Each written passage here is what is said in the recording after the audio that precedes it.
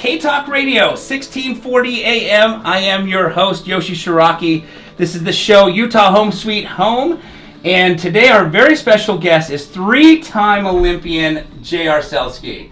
3 times. Next week, my guest is Tyrone Smith, who's actually the receiver for the University of Utah's football team. What I'm thinking about asking him is, after the show, heading over to Churchill Junior High School and having him... Can you throw? Well, I can throw okay, but I can throw to me with some pointers on being a receiver. Oh, yeah.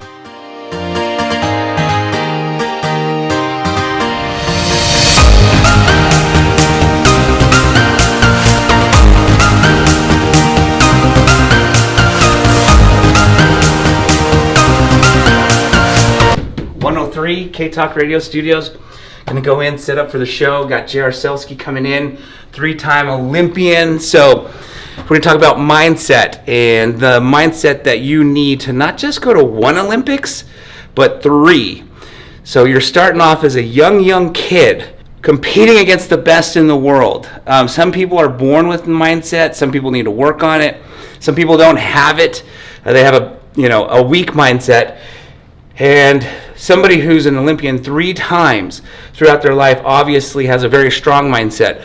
I don't know if JR was born with it, so we're going to dissect it today and see what he did to stay confident as a young Olympian to an older Olympian. So should be a really fun show. Definitely check it out. So with the COVID happening, everybody's got their own microphone cover. You could see people have left theirs there. I take mine home with me just because how are you going to remember whose is whose? This is the board. You can see everything is muted with the exception of what we're listening to right here. Get that ready so when we cut to commercial break, all I got to do is hit play. This is literally the programming of everything that will go live on K-Talk Radio, every single day. If I'm not here when the show goes live, it'll just be dead silence because nothing is scheduled to play but me. During the week, there's a commercial that airs promoting my show. We recorded that commercial in here using this board. All of the radioactive... That puts it in your car. Yeah. Yes. And Yoshi. Yes.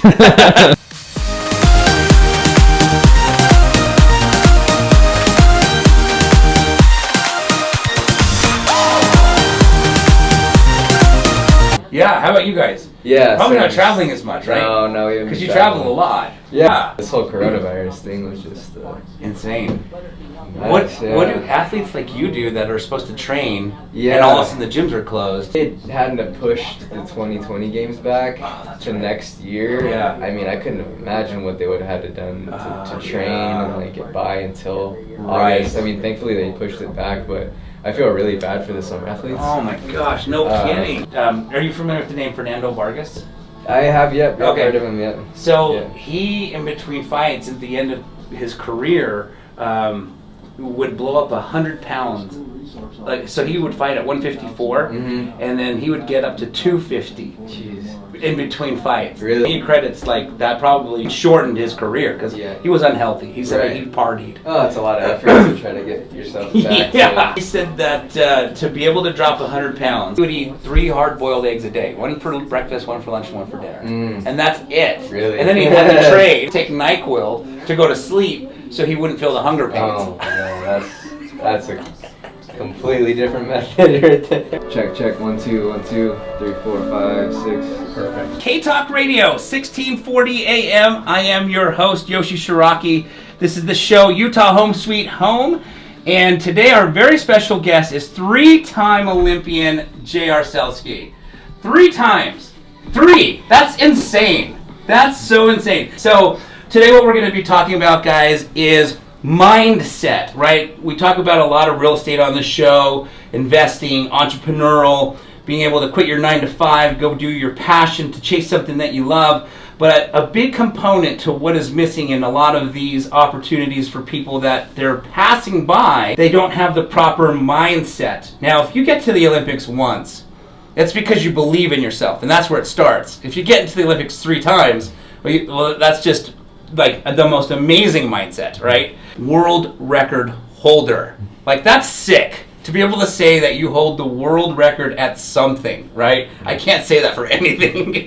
Jared, thanks for sharing on my show today. I really appreciate I it. appreciate you having me here. My journey began at 3 years old. Wow. Up in Federal Way, Washington, of all places. It's a suburb about 20 minutes south of Seattle. My dad was just really trying to find something to get his sons involved in while my mom was at work at night. Because we were all rowdy, running around the house, eating very early. I think my first competition, I was about 4 years old. Wow. So my son's 4. I can't even imagine. My parents, put me into it, and the thing I realized is that, and they realized is that I had a big smile on my face every time I was doing laps and out there skating. So I genuinely enjoyed it. It was a fun thing for me to do. I got pretty good. So like I said, started going to regionals. Started winning regionals. Then I went to nationals every year. I think my first nationals I was 6 years old. Wow. Definitely a highlight of what I tried to do throughout my life and career as a speed skater. Is just to continue to hone in on that and having that fun. That is so cool. Wife is a coach for the U.S., right? Yes, she's Canadian. Yeah, she's a Canadian. She's from Canada.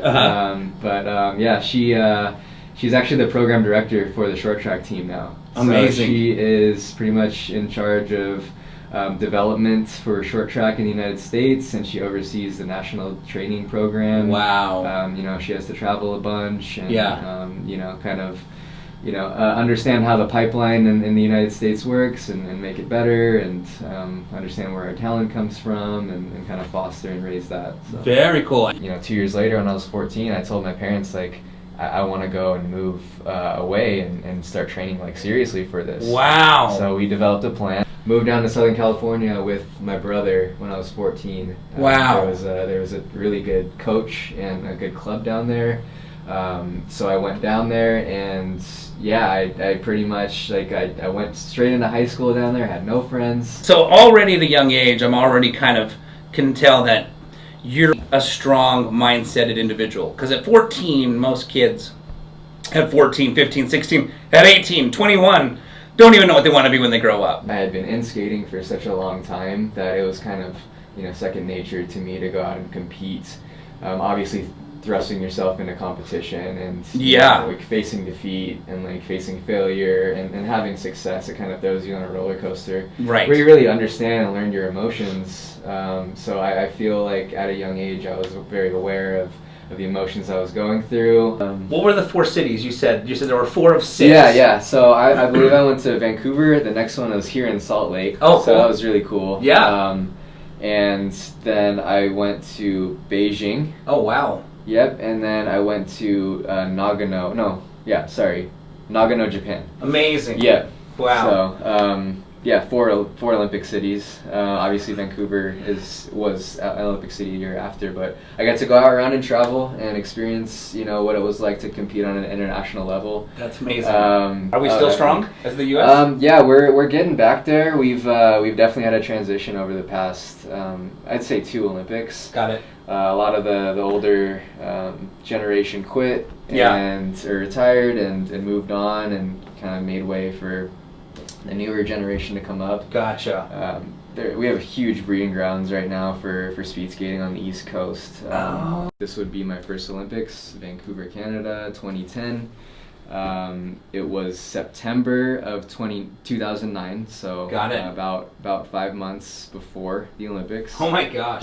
This is our Olympic trials for the U.S. national team. For the U.S. team. Got it. There was 16 of us, both men and women, that went in and competed against each other for 5 potential spots on the U.S. Olympic team. My first Olympic trials, and I trained so hard that summer to get ready. I just really wanted to be on that Olympic team. I really wanted to take that step so I can have that place, so I can have the potential to go out and win an Olympic medal at the Olympics. So I made the Olympic team, I think, within the first couple days of the competition. Nice. I think within the first 2 days I had guaranteed a spot in one of the distances. Wow. We have 4 distances, 3 of them are individual, so I had claimed a spot in one of those individual distances. The 500 meters, which is our shortest race. Got it. It takes usually just a little bit over or under now 40 seconds. Really? Yep. Wow. And got it. So I was, I believe, in second place,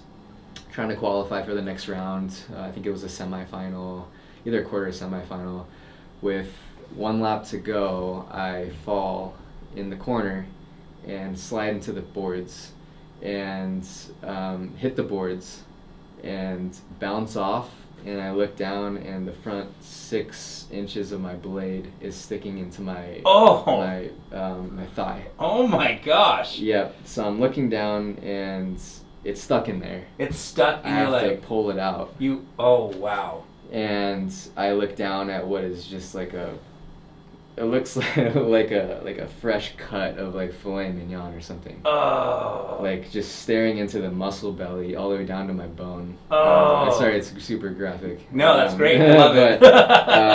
And my buddy, my teammate, his name's Walter Rusk. Yeah. He realized that I was injured. Yeah. So he actually jumped out of. He was just watching races. He jumped out of the stands. In the process, took his shirt off, came up to me. No way. Threw a tourniquet, like right behind the cut. Wow. Yes. So if I would have like cut my femoral Yeah. artery, which I was an inch away from cutting, Wow. I would have bled out on the ice. Oh my So gosh. he had that intuition to jump out and like, this kid needs help. Yeah. You know, let me go help him. Amazing. And yeah, got out there like 30 seconds before the paramedics did. Amazing. You know, a lot of things can hold you back from doing and being who you actually want to be. So as soon as you confront that fear and you take action on it and you jump into it, then you've opened up a whole nother lane, so you can see clearly and understand, okay, this is where I want to go from here. Right. And then from then on out, it's you know what I talked about with setting quantifiable, you know, goals. Yes. And you have to set those goals for yourself. And obviously, you know, you're gonna adapt and you're gonna change those goals over time. But those are all necessary steps in order to reach the end. Got it. The end success. So like really understanding what those goals are, what those steps are. Yeah. You know, taking the good with the bad, understanding that everything's part of the plan, and then executing on a daily basis. Awesome. Really it. So. Very cool. JR, thank you for joining me today on the show. I really appreciate you. Yeah, thanks for having me. Listening to K-Talk Radio 1640, and this is the show Utah Home Sweet Home. I'm your host, Yoshi Shiraki, and I hope everybody enjoys the rest of the weekend. Okay, so we just finished the show with JR Selski, who was a 3-time Olympian, and his message that he delivered to us was about mindset. He talked about an accident that he had where he had just qualified for his very first Olympics, was super relieved that it actually happened, and then his skate in a race went right into his leg and basically was stuck 6 inches deep into his leg, at which point he had to remove about 5 months from his first Olympics. So a lot of the experts didn't think that he was actually going to be able to make his first Olympics. Of course, he believed, his mindset was there, that he was still going to go to that first Olympics. And then amazingly enough, when he wasn't even ranked, nobody expected him to even compete, he ended up winning the bronze medal. So he shared a lot of amazing tips on mindset and being able to make your mindset stronger. You know, mindset is like a muscle.